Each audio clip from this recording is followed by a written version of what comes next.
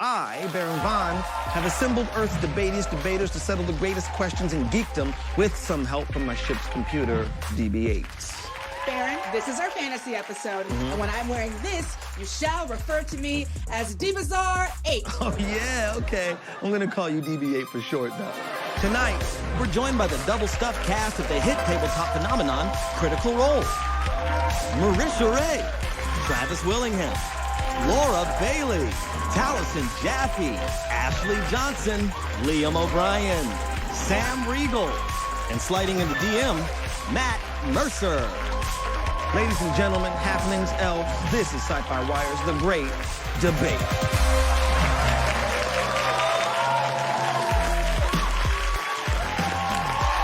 Welcome to The Great Debate. I'm your host, Baron Von, and helping me weigh the merits of our panel's arguments and determine the week's greatest debating party, please welcome my co-host, compatriot, our ship's computer, DB8. Computer, you put your fingers anywhere near me, and I'm going to Inhuman Resources. Deeps, let's not get the authorities involved, okay? Let's get involved in some great debating, though. We're gonna kick things off with the Battle Royale round we like to call Dungeons and Debate-gons. Since these are the most guests we've had on set, we're gonna break the party up. In this first heat, we'll have Matt Mercer, Marisha Ray, Ashley Johnson, and Taliesin Jaffe. Each of you will get a chance to chime in and cross swords over a topic I have selected for you. Our topic this week is Dragage Claim. Which dragon is the greatest in the universe of fantasy? Matt, let's hear what dragon you went with. Well, I just want to tell Malfoy to step aside because there's only one room for the top Draco in cinema, and that is Draco, the dragon from Dragonheart. To start it off, he is voiced by the Hollywood great actor Sean Connery, and who can't get behind a brogue and a voice quite so fantastic as a dragon who speaks like this? Heart. Dragonheart. Not too bad in its own right. He was designed from a CG standpoint by ILM following Jurassic Park using their tech, which means 24 years later, which is a long time in CG years, he's still looking pretty fine. Dragon don't crack, I'm just saying.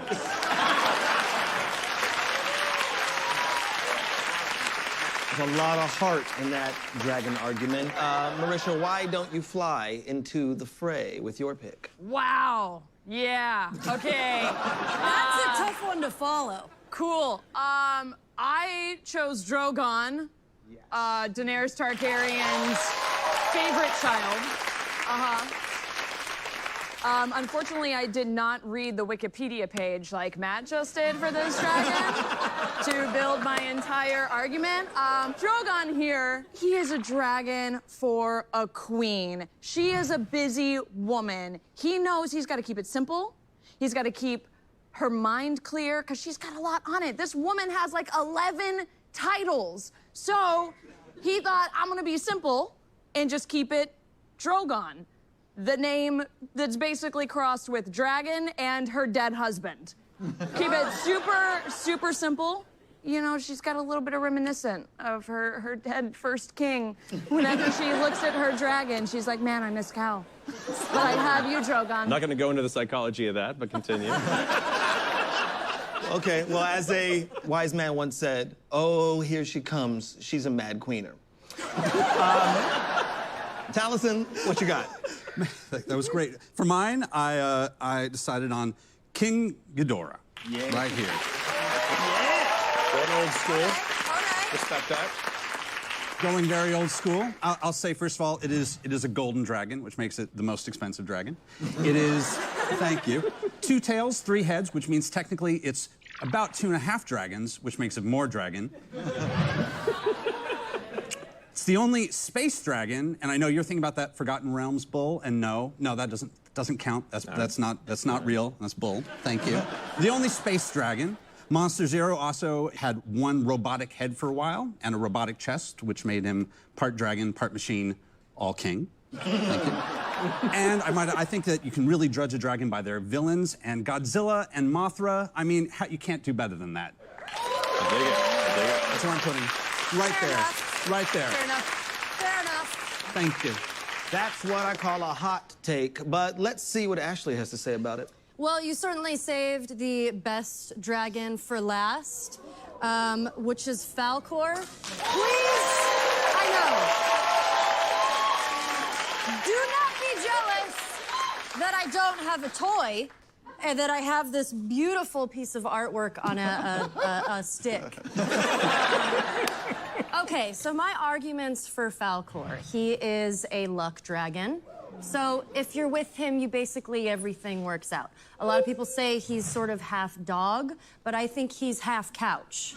You know, he tends to your wounds. I feel like with today's current events, he can take you, you know, anywhere within 10,000 miles and you don't have to fly in a metal germ tube. You can take a nap, and he has fur. So, and you can have a conversation with him, and he's wonderful and he's kind. Going immediately off of the Falkor conversation, he is a luck dragon per se, right? Yeah, but he's yeah. not lucky enough to show up in time to save a horse per se. I consider that a pretty unlucky dragon, or at least an opportunistic dragon more than a luck dragon. Sure, I understand that, and I can't say that I disagree. Like, look, Falkor's great, but I feel like dragons have to be intimidating, and nothing that's covered in fur, like a corgi, is that intimidating. Yes, but I like that he's going against type. You know what I mean? Right. He's just like, no. I know how I'm supposed to be, but I'm gonna change the narrative, and I'm so into it. Okay, I'm gonna have to close the pits right now, and it's time to pick a winner. DB8, I'm a little burnt out from all this dragon moderating, so I'm gonna need you to do the honors on this one. Come on, DB8. Well, Baron, since he tried to cheat and make his dragon into multiple dragons, I'm definitely counting Talzin out. It's fair. It's fair. I really enjoyed Ashley's argument for the luck dragon not having to be around other people is always cool. And Marisha thought it was an insult to say Falkor looked like a corgi, but I love corgis. Anyway, I still blame Talzin. Okay. It's fair. It's fair. Well, I'm gonna have to say, luck, if you ever were a dragon to begin with, luck be a dragon tonight. I'm going with Ashley Johnson on this one.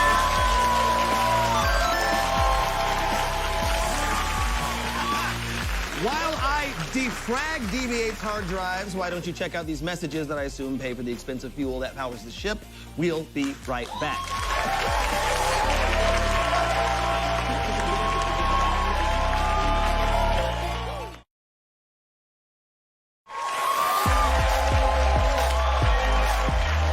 Welcome back to the great debate. Today, we have the entire cast of Critical Role.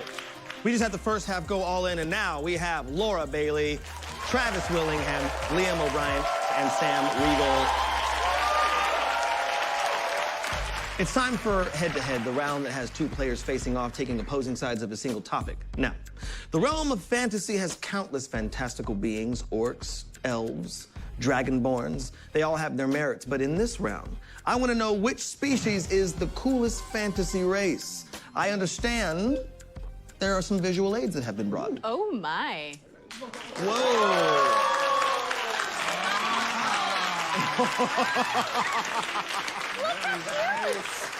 Oh, I love it. Okay, Laura, it's all about you. What you got to say? Okay, well, I'm gonna obviously go with Tiefling here because number one, aesthetics, right? I mean, you could have like a super boring race and have normal flesh tone colors, or you could be red or pink or purple or blue, you know.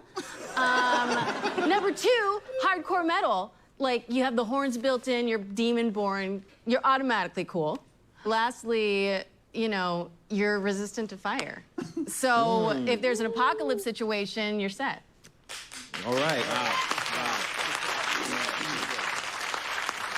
You mess with Laura's argument, you get the horns, but I want to hear from Liam O'Brien.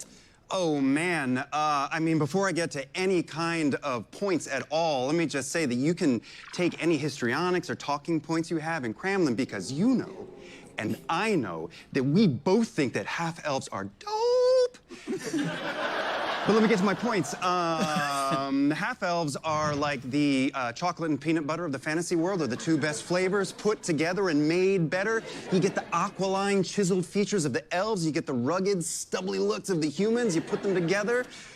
You are totally charming, but resistant to charm. And in closing, half-elves are so cool that Laura Bailey chose them for her race in her first ever campaign of D&D, and Laura Bailey never makes mistakes. Checkmate. Okay,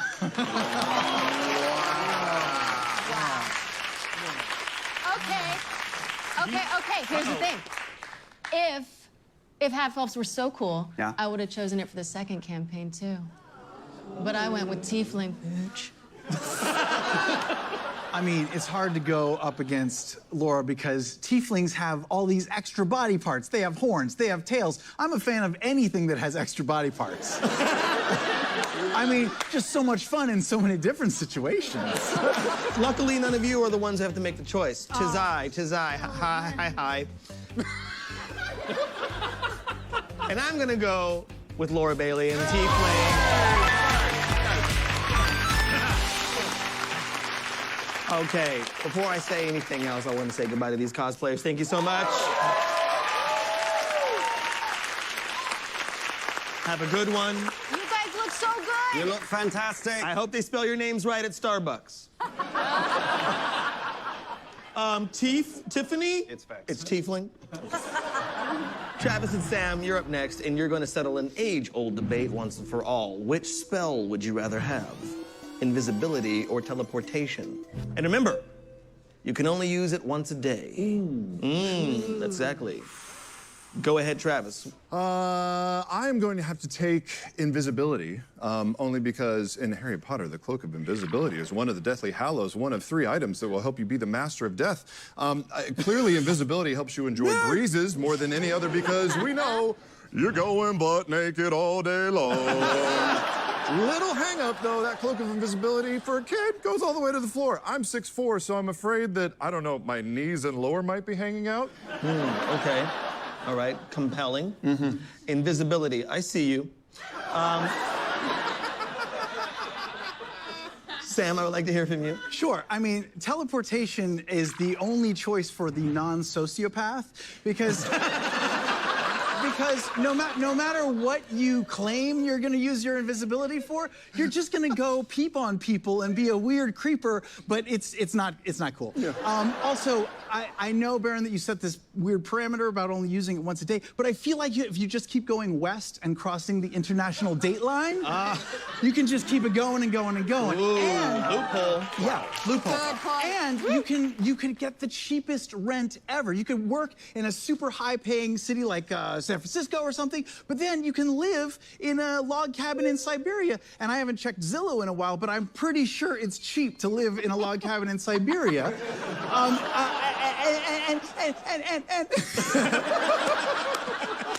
Wow, you're so excited you can't even get it out. I know. I'm very spellbound by both of these debates, but obviously I want to hear what the rest of the panel has to say. I think Sam's argument against the cloak made me want to choose the cloak because I would totally be a creeper. And... I know this about you. Yeah. Heart. I just think a giant, invisible, naked man is too powerful, and... You're choosing to be naked in this scenario. 100%. There's nothing in the rules that said that you My had to be. gift to the world. You know what? I'm gonna revise mine. I would also be naked while I'm teleporting around. Okay. I don't know why you had to go there, and then there, and then there. But I have to say, you teleported right into my heart, so I'm gonna have to go with Sam Riegel on this one.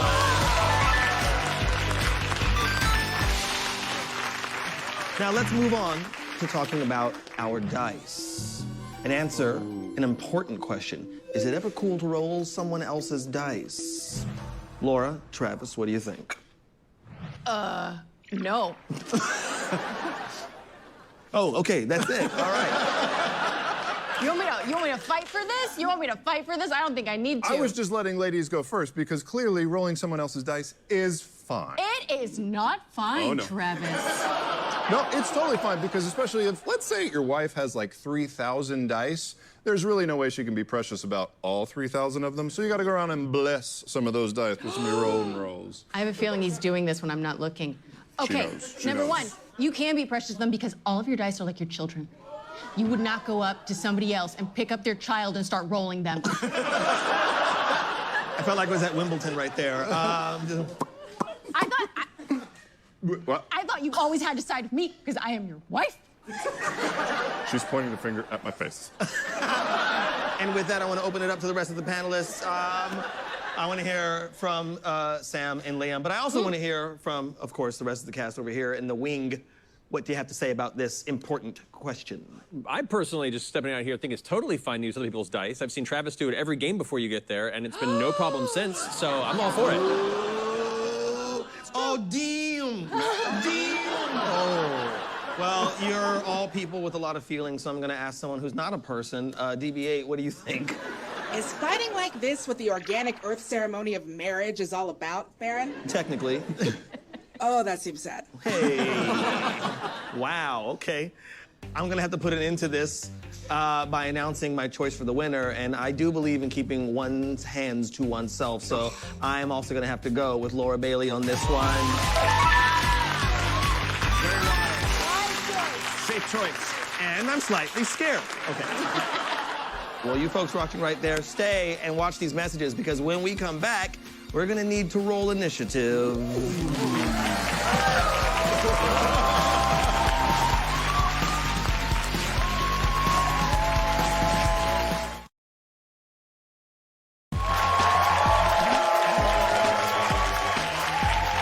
Welcome back to the great debate.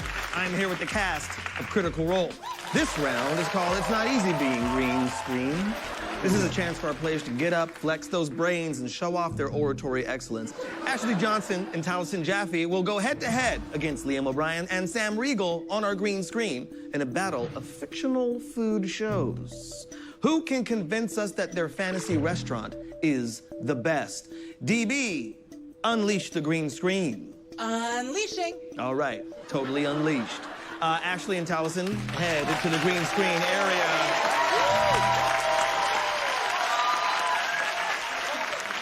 Ashley and Taliesin, you'll be visiting Lord of the Rings' Green Dragon Inn as the stars of Dungeons, Dragons, and Drive-Ins, Guys Fieri. The green screen is yours. Hey! Wow! Look at this! So green! It's so green! Oh. It's so awesome! I gotta start by saying I love this place. Yep. Full of hobbits. Yep. Hobbits inside, hobbits outside. It's a great menu. If you love potatoes, they have donkey sauce, which goes great with some sweet, delicious tates. You're able to just relax and have your feet out like you're at a beachside restaurant. I love it. Yes, I love it. love it. No shoes, all service, all day. Let's go. That's the most happening spot in the Shire. You can always spot a local celebrity, Bilbo Baggins, hanging out, grabbing some brew. Hey! Yeah. Hey, if you're lucky, you get to see Merry and Pippin making out in the corner. Oh, yeah. I'm going to give this 8 dwarves out of 13. Like that. Agreed. Yeah, there we go.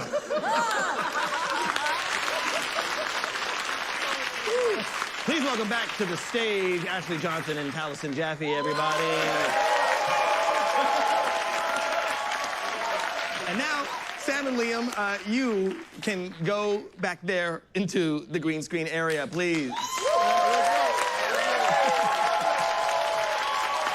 Sam and Liam, you'll be headed to the Leaky Cauldron as stars of Nine Hell's Kitchen, Gordon's Ramsay. The green screen is yours. Oh, I'm so angry.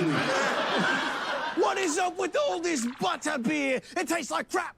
I've tasted sweeter salt licks on my grand's beeping farm. That wizard's just walk in here with loaded wands and no spell protection. What is this, Wizard America? Oh, this place needs more excitement. Why haven't you hired Dementors as servers? Why is there a teleporting fireplace for... I can't swear here!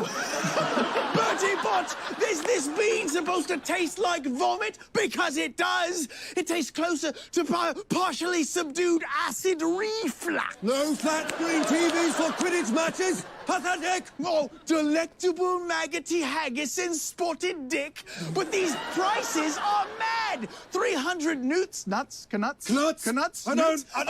I don't even know what that is in pounds, but it sounds like a lot.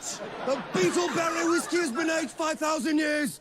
You can't even call it whiskey until it's been aged 5,000 more years! Oh, I'm gonna storm off. Damn it! Is that cake? Finally, some good Frumpkin food. Oh, that's it. Oh, I'm storming. Please welcome back Liam O'Brien and Sam Riegel to the stage, everybody. Wow, you two really made a meal out of that one.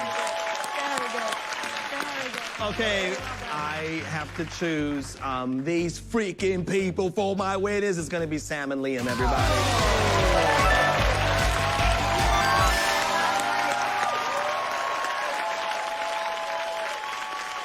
All right.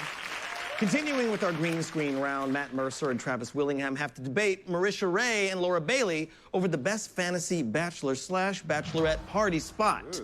This is gonna be hotter than Smaug's moist uvula. Am I right? Who let the Smaugs out? Okay. It's time for Lay On Hangovers. Matt and Travis can go on back to the green screen area. Okay, so Matt and Travis, please show us your best bachelor party spots. Hey, yo, welcome to Parties Across the Plains. We're gonna be throwing for you the greatest bachelor party you've ever seen. We're gonna meet up on the Black Pearl. We're gonna do a booze cruise around the harbor. They got wine, they got beer, all the calories you can ingest. It's all insane. Just make sure you tip with your own money and not any of that pirate's gold, or you're gonna be losing more than just your flesh, yo. Oh, man. When that's done, we're gonna be moving on to our next destination.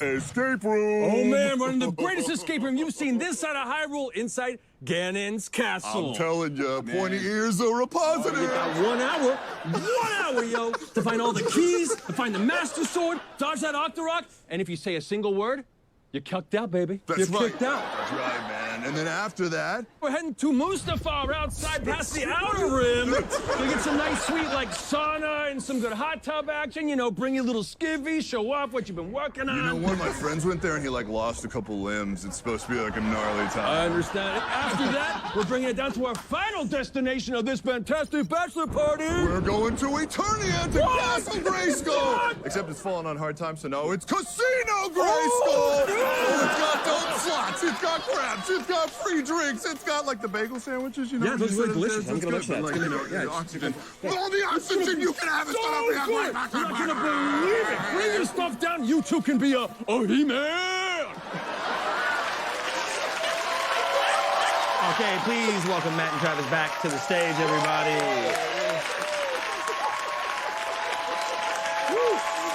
And now, Laura and Marisha, please on head to the green screen area. And now, Laura and Marisha are going to tell us about their favorite bachelorette party spots. The green screen is yours. Oh my God. Yeah! Like totally classy. So we're gonna start out with a tea party. Yes, I think Mad Hatter. we're gonna invite the caterpillar. Obviously. 'cause he always brings some of that Colorado legal, if you know what I'm saying. Get a little crossfaded. Right. So Be then, great. okay, once we bring the party up, that means we have to go straight to Dancing. dance party. So we're gonna go to Jared's spa. Put on our glitter, put on our masks, and get right. And then after that, night of dancing, you gotta recharge with a little buffet action and some cocktails. Where are we going for food? I'm thinking Westeros. You know? Westeros? Some We're George. gonna have a freaking buffet in Westeros? And some George R.R. martinis. This is the riskiest move of the night. Very dangerous. Okay, so once we recharge, then we bring down the night with a little, karaoke. Oh my God. With the bard from The Witcher. I love it. He's so cute. I will toss a coin to that Witcher.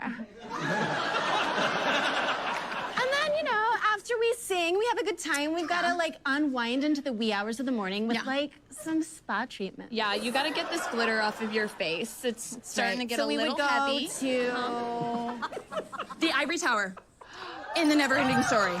Done. Done. That place is... It's the best view You're gonna wind down some of those cucumber towels. Best night ever. And then we just, you know, sip out of some peanut straws. It'll be the best.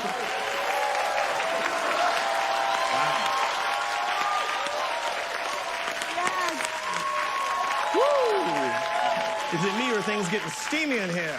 I'm feeling like a real moon child. Temperature levels seem to be fine, Baron. Okay, why do you only have a sense of humor when you're roasting me? My goodness. All right, everybody, welcome Marisha and Laura back to the stage.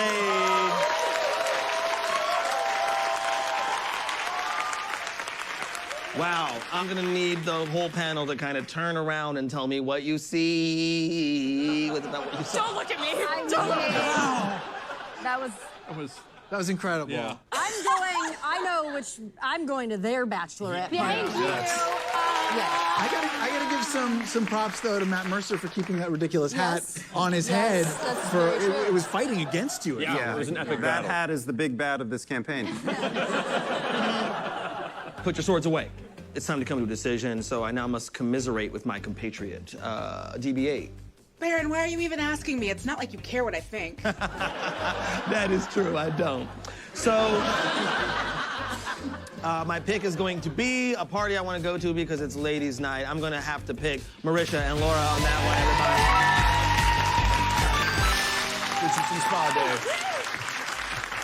Looks like it has come down to the final debaters, the ones who will take a step into the Thunderdome of debates, the final battle. All of tonight's debates have led up to this moment. The audience is at the edge of the seats, just waiting to find out who it will be. And they're gonna find out right after these messages. So,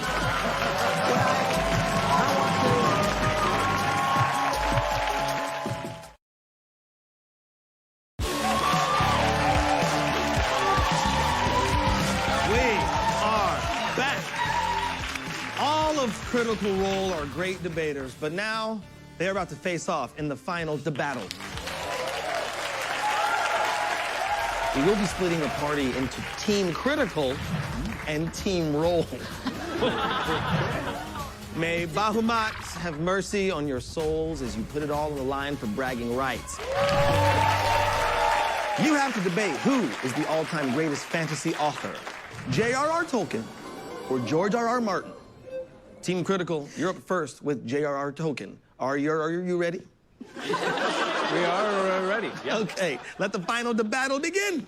All right, we are up here to say and proclaim that J.R.R. Tolkien is the ultimate, the best fantasy author, beginning with the truth that he created a vast landscape of varied topography and beautiful cultures of people diverse and interesting, and then told two epic sweeping stories in this world that he finished both of them. Good point. Tolkien also invented Wikipedia before the internet. The Silmarillion is 300 plus pages of bone-dry facts, names, and places that nerds can argue over for all of eternity. There we are. I would also like to say, being a woman, I feel like I'd be much safer and more welcome in J.R.R. Tolkien's universe. I don't think I would have to wear a chastity belt 24 hours a day to just make it through. And in closing, J.R.R. gives us hope. Both authors drop their heroes down into darkness, but G.R.R. shoves his heroes' faces into the mud and piss water and leaves you there to drown in it, while J.R.R. lifts us up and shows us a world we'd rather see. What's more beautiful than that? Nothing. Wow. Thank you very much. Thank you very much, Team Critical. Team Role, take it away. Yeah, that was an impassioned but wrong argument. We are here to offer our arguments on behalf of George R.R. Martin and his universe that he created, starting with, you mentioned landscapes. What about city names? There's lots of cities in both worlds, but George's cities are things that you can actually pronounce. Where did the kings live? In King's Landing. It's so easy to say. Where does the king live in Middle-earth? Oh, I don't know. You need a linguistics degree to say the words. Yeah, and your point about female in Tolkien's world, at least we exist in George R.R. Martin's world. To another point, the villains that he creates are 360, fully dimensional characters. They have motivations. They're all shades of gray. They're not just some giant eyeball in the sky. Yeah. He wants to look at things, though. Yeah, well, speaking of characters, also, if a fellowship isn't enough for you, George has created 500-something main characters that he tracks independently, and guess what? If you hang on for 5 seconds, one of them will die. Also, that man can rock some suspenders. Absolutely. And to Talison's point, JRR's world is bone dry, but GRR, 2 words, ladies and germs, more sex. Wow, okay. That's the end of our championship match. Wow. I cannot believe we actually finally came to the end. With that in mind, I'm going to have to go with Team Critical and J.R.R. Tolkien.